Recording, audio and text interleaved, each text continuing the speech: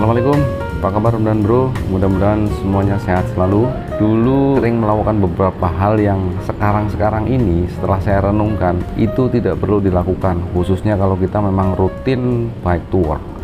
Jadi di video kali ini dengan background video saya zaman dulu nih ya, saya pengen menyampaikan beberapa hal yang tidak perlu dilakukan atau beberapa hal yang seharusnya dihindari saat kita bike to work. Langsung saja, yang pertama mengejar kecepatan. Ini benar-benar nggak perlu dilakukan kalau kita bike to work. Soalnya kita bike to work itu kan mau berangkat kerja ya, atau pulang kerja gitu. Jadi ada kegiatan lain setelah kita goes gitu. Goes ini sebagai alat transportasi. Tidak perlu ngebut-ngebut. Jadi sebelum berangkat pastikan atau hitung waktu kita untuk sampai kantor berapa lama. Nah, kita spare waktu yang cukup, nggak usah ngebut, karena ngebut itu berbahaya banget di jalan raya. Kalau tiba-tiba ada obstacle di depan kita, atau ada jalan rusak, atau motor berhenti dan lain-lain, panik, ngerem mendadak, dan itu mudah sekali kalau pakai sepeda itu jatuh ya. Jatuhnya sih mungkin nggak apa-apa, paling lecet-lecet, tapi kalau habis jatuh yang paling mengkhawatirkan adalah kendaraan-kendaraan di belakang kita. Saya mengalami beberapa kali hampir jatuh, untungnya sih nggak sampai jatuh ya. Merinding juga pas sampai rumah ngebayangin kalau tadi sampai jatuh. Ya, jangan sampailah. Yang kedua yang tidak perlu dilakukan atau perlu dihindari saat bike to work adalah mengejar aksi atau melakukan aksi di jalan raya dengan sepeda. Kalau saya dulu seneng banget namanya nyelip-nyelip di antara kemacetan. Jadi goes itu saya dulu jarang ngerem ya. Pokoknya kalau depan ada kemacetan langsung sigap pilih kanan atau kiri biar bisa nyelip-nyelip tuh di antara kendaraan yang macet. Dan ini juga sama, pada saat saya udah nyampe rumah, saya bayang-bayangin tuh ngeri juga ya kalau seandainya tadi nyenggol motor atau nyenggol mobil terus kita jatuh di antara motor dan mobil yang lagi macet tadi ya kan, nyari penyakit kan. Jadi ya udah, sekarang itu saya hindari, dan buat teman-teman juga dihindari yang seperti itu. Bersepeda biasa aja, nggak usah pakai aksi-aksian, nggak usah adrenalin, nggak usah goesnya santai, nggak perlu cari resiko ya kan, biar semuanya berjalan lancar. Yang ketiga yang harus dihindari, yang tidak perlu dilakukan saat bike to work adalah menerobos lampu merah atau melanggar aturan atau rambu-rambu lalu lintas. Paling sering saya dulu menerobos lampu merah karena saya anggap kan namanya sepeda nggak mungkin ditilang ya. Jadi yang lain pada berhenti, saya terobos aja, ikut-ikutan sama motor yang bandel. Tapi kan kalau saya nggak mungkin ditilang.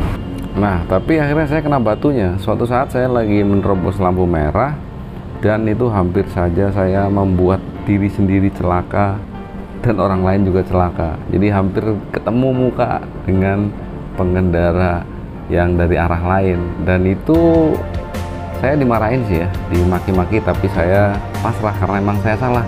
Semenjak itulah nyadar, oke lah nggak ditilang, tapi itu sangat membahayakan diri sendiri dan orang lain, dan itu not cool, nggak cool, nggak pantas dilakukan oleh kita sebagai pelaku bike to work. Jangan, kita harus ikuti rambu lalu lintas, ikuti traffic light, sopan di jalan, hargai pengguna jalan lain ya, harus, sehingga apa, perjalanan kita terasa lebih nyaman dan happy gitu ya, nggak ada ketegangan lah ya.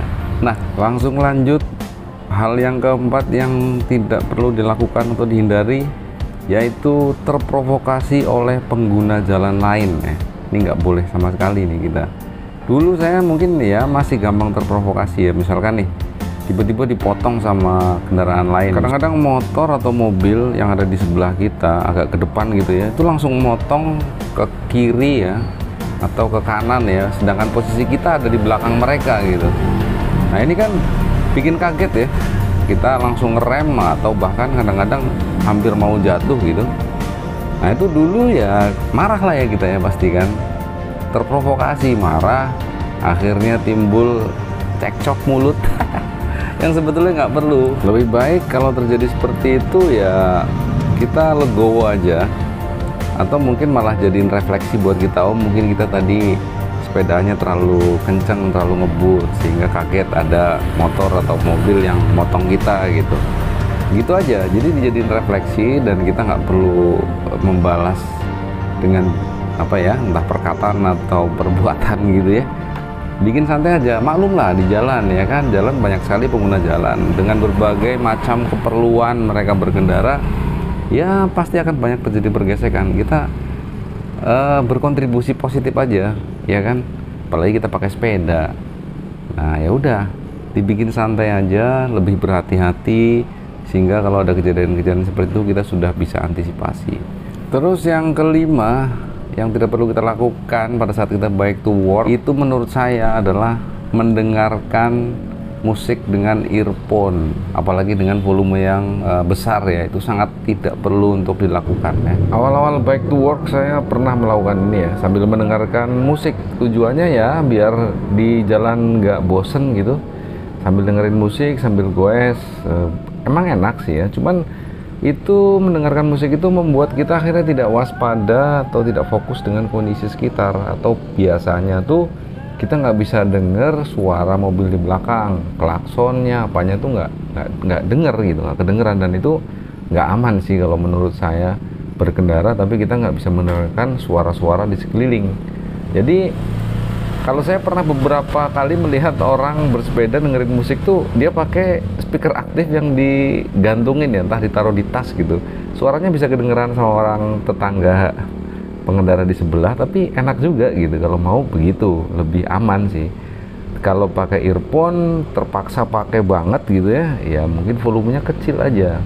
Kita harus tetap bisa mendengarkan suara-suara di sekitar kita, suara kendaraan lain di sekitar kita. Menurut saya itu saja ya, ada 5 hal ya yang tidak perlu dilakukan atau harus dihindari pada saat kita bike to work.